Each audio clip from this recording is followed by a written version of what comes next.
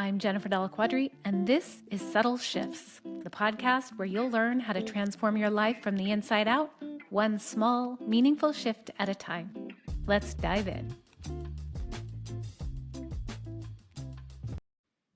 Welcome back to the podcast. Happy March. I can't believe it's March already. I was just on a walk with my dog, and I live in an area where there's a lot of open space, and there were just hundreds of frogs croaking. And to me, that always signals that spring is coming, and I am so ready for it. We've had actually a pretty mild winter, but winter isn't my favorite, so it was really great. So here we are in March. It's fantastic. And speaking of March, if you've not heard yet what's going on in the Subtle Shifts community on Facebook, you're going to want to get over there because I have been hosting weekly live events, connection calls on Zoom for everyone in the community to join. And it's just a time to work on personal development, learn a few things, reflect and grow, and also connect with other people, ask questions.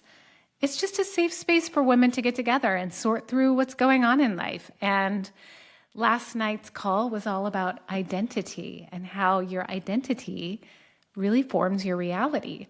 So if you didn't catch that, you can still get into the community, and I actually put a recording of my speaking portion into the community, so you can go ahead and watch that.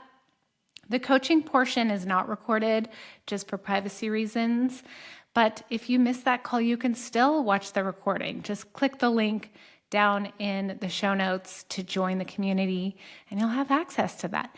And I'm doing it all the way through March, so you'll get in there, you'll have access to the Zoom link to join. It's totally free. It's just a chance for us women to get together and connect. And this is something I've been speaking with a lot of my clients with lately, is just how isolating life can feel sometimes when you don't have a big support network, or even if you do, life just kind of gets in the way. And even sometimes I find myself wanting to make, calls with my friend, and then I text them. I'm like, hey, when are you free to talk? And they say, well, I'm kind of busy this week. How about next Wednesday? Well, I don't know. I'm busy at 4. Okay. And then it ends up being like a month later for just a freaking phone call. Remember when we were in middle school and high school and we used to just pick up the phone and be like, well, I'm just going to call so-and-so. And maybe they didn't answer, or maybe you got an answering machine and it was okay. But sometimes they picked up and you'd have a conversation. I want to bring that back. So that's the spirit behind these March calls. Go ahead and join the group, and I would love to see you in there. Today's episode is about something that I know so many of you struggle with.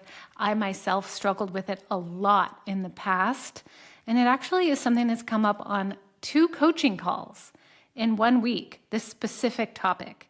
And that is at nighttime, whether you are in the middle of like a sleep and you wake up, or you're trying to fall asleep and your brain just turns on and starts worrying and overthinking, and you just kind of feel overwhelmed.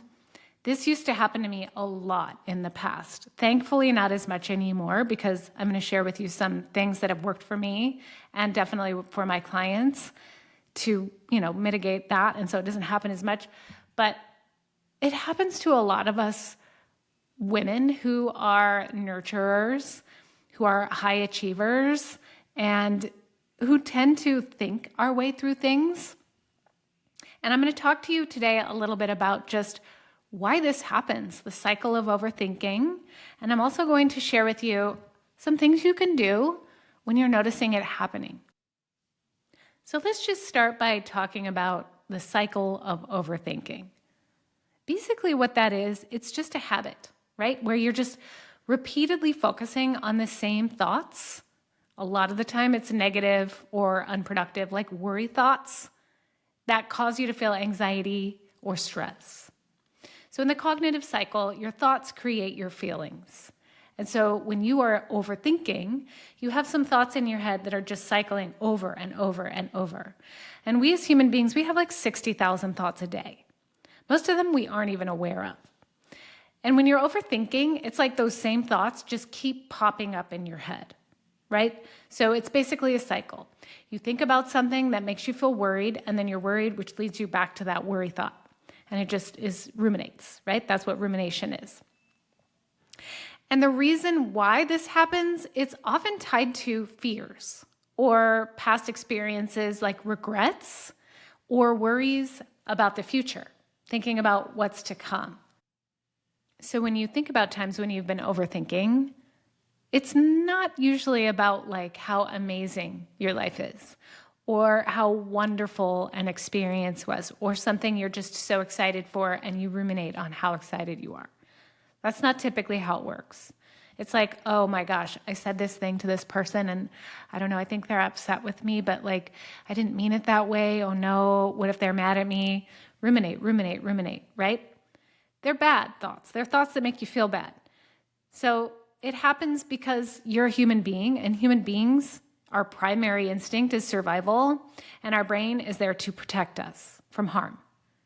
And so things that our brain perceives as harm, i.e. a friend being upset with us, we tend to think it over and over and over. What if this? What if this? I need to protect myself.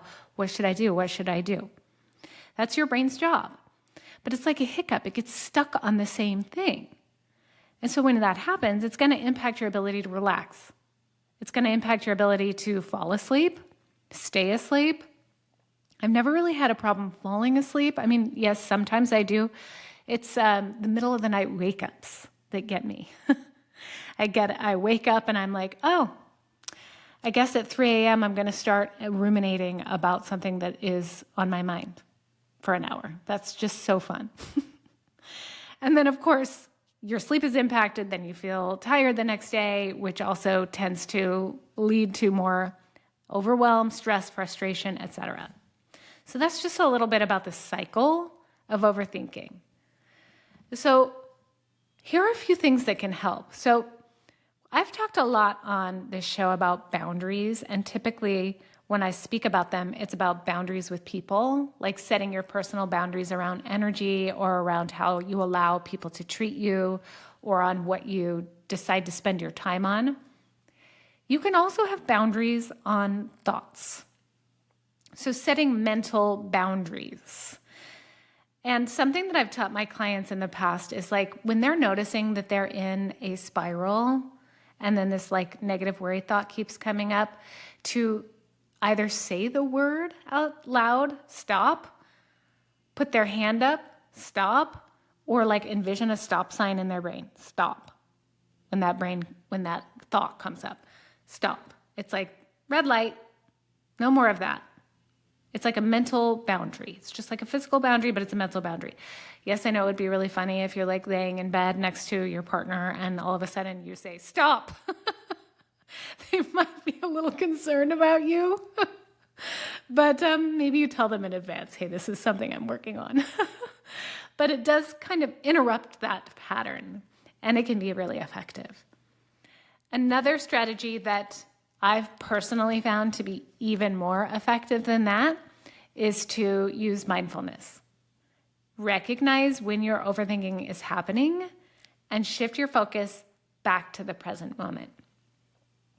This is harder to do during quiet times, like when it's time to go to bed.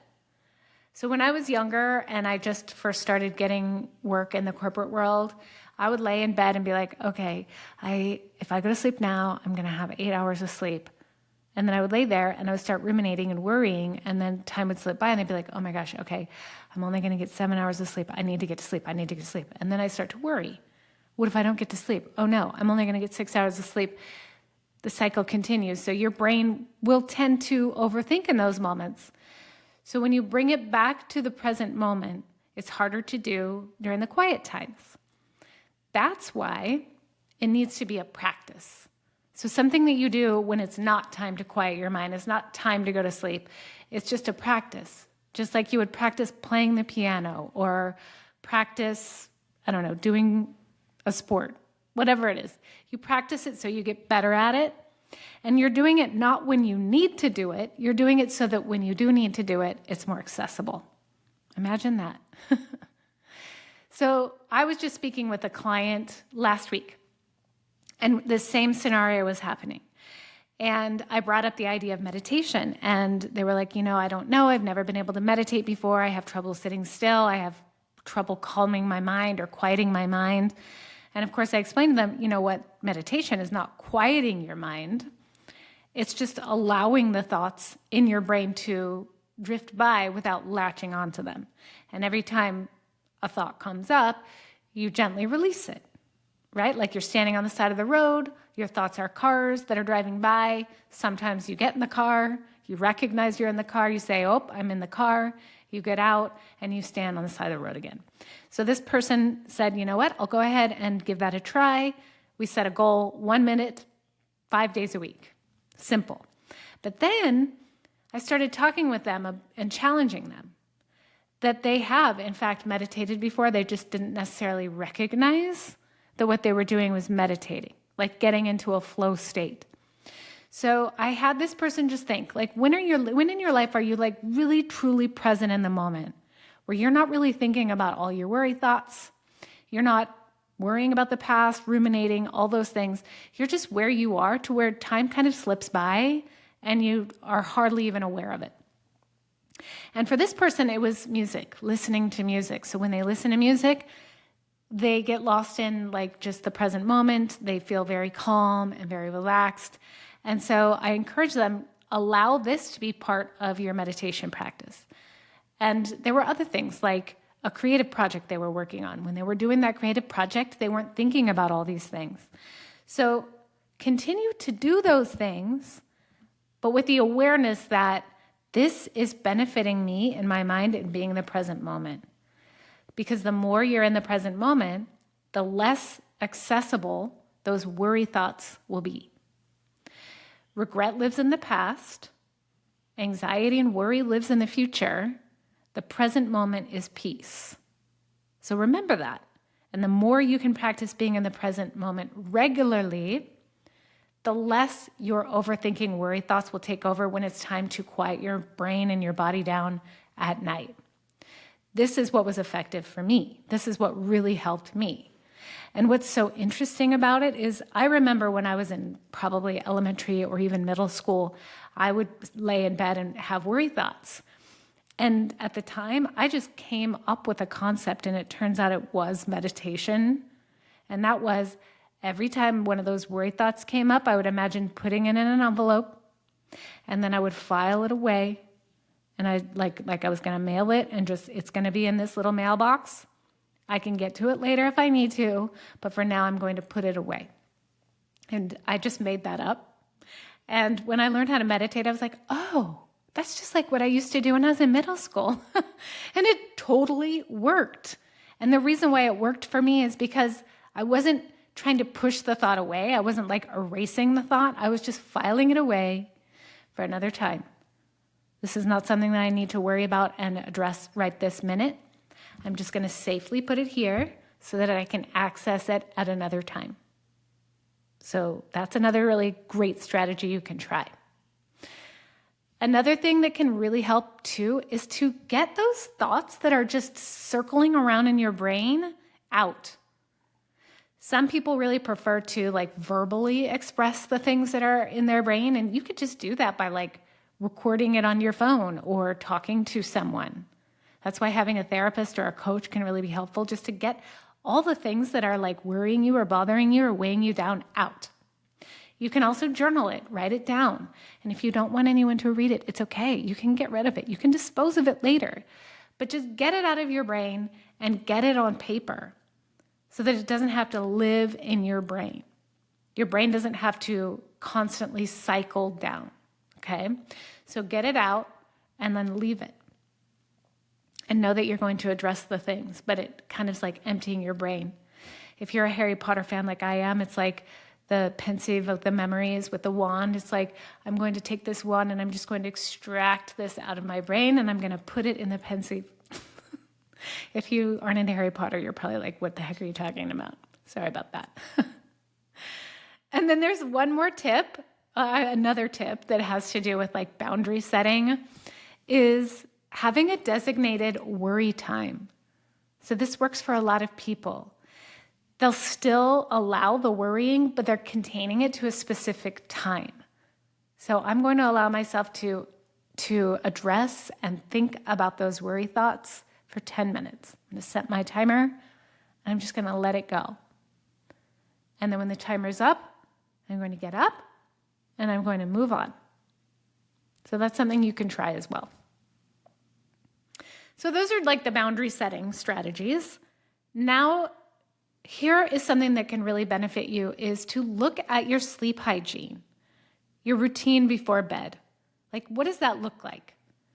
The client that I was mentioning earlier, very busy during the day. And then when it was time to go to bed, it's like, okay, I got it all done. Okay, I'm going to go to bed. There was no wind down time. There was no rituals or routines signaling to the body and brain, okay, we're getting ready for bed now. So we talked then about what types of things can you do? Like, give yourself a buffer so that even if it's kind of late and maybe you're not going to get so much sleep, you're not forcing your brain and your body to just flip the switch, because it doesn't work that way. It needs kind of like a runway, like a landing pad, I guess. For bedtime, it would be a landing pad to kind of softly lower you into your bed with, a calm mind and a calm body.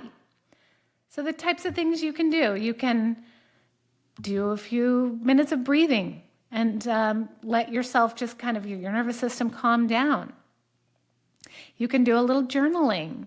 You can take a warm bath, have a cup of tea. I just asked that in my community, the Facebook community, is what helps you calm down. A lot of people said reading, and a lot of people said having a cup of tea. I personally can't do that because then I'm up all night going to the bathroom. But it does help a lot of people. And also just like meditation, like I mentioned, if that's accessible, maybe a visualization. They have sleep meditations and sleep visualizations that can be really helpful. There's a podcast called Meditative Stories where they just kind of like walk you through this story that doesn't have like a climax and peak point. It's just very soothing and relaxing, and also like some moments of quiet. So it helps you wind down. Same thing with what you're exposing yourself to. So watching a big hype movie right before you go to sleep, it's going to be harder to go to sleep. Or scrolling social media and seeing doom and gloom right before you go to sleep, again, harder to go to sleep. So give yourself a little detox time from digital stuff as well. So those are some of the rituals that you can perform before you go to bed. And also remember that overthinking before bed doesn't mean there's something wrong with you. It just means that you have this habit. And it could be a really great opportunity for you to make some shifts in your life to create a little bit more balance. It's like a signal to you that things feel a little off kilter. And sometimes that's a really great awareness to have.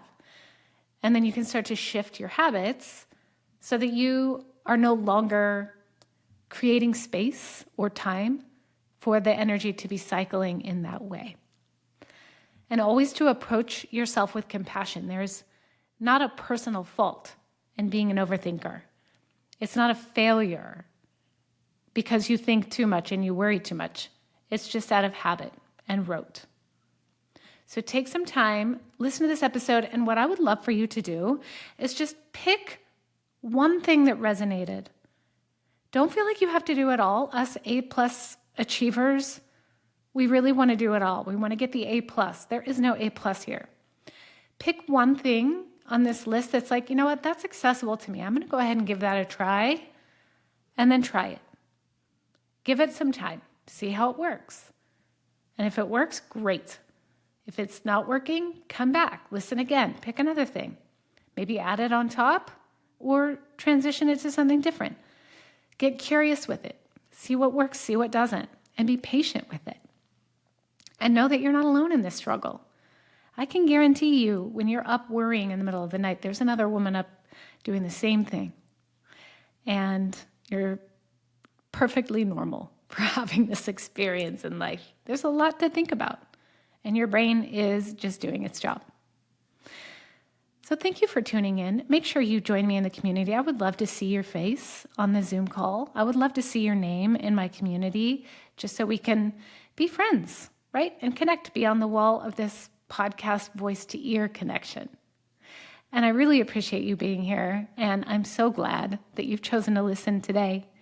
And I look forward to seeing you next time. Thank you for joining me. If you're ready to take the next step in transforming your life, be sure to subscribe so you'll never miss an episode. And if something resonated with you today, I'd love to hear about it.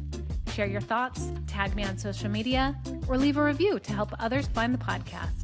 Remember, the smallest shifts can create the biggest transformations. I look forward to hearing from you.